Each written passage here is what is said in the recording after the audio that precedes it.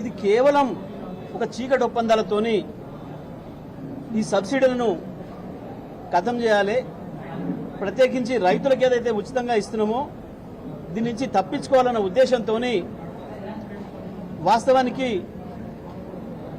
ఏదైతే పేమెంట్స్ వస్తాయో రెగ్యులర్గా వసూలు ఏదైతే జరుగుతాయో ఆ కనెక్షన్లన్నీ వేరు చేసి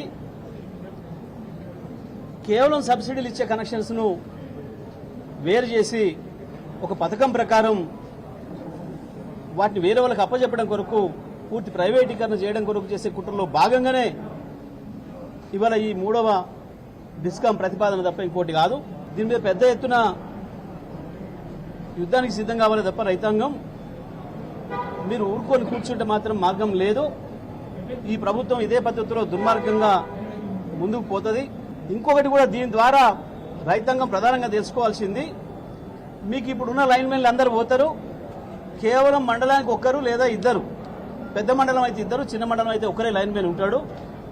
మొత్తం ఒక్కొక్క ఆయన కింద 600-700 ట్రాన్స్ఫార్మర్లు, దాదాపు వేలాది రైతులు కనెక్షన్లు ఉంటాయి.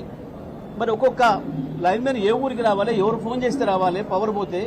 ఇంకొకటి మీ సబ్ స్టేషన్ దగ్గర పోవడానికి వీల్లేదుగా ఇప్పటి నుంచి రైతులు ట్రాన్స్ఫార్మర్ వరకే మన పరిధి తప్ప ఇక సబ్ స్టేషన్లన్నీ వేరే వాళ్ళకి పోతున్నాయి.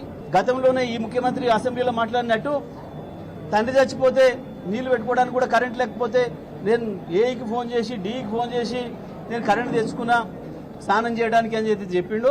ఇప్పుడు అవకాశం కూడా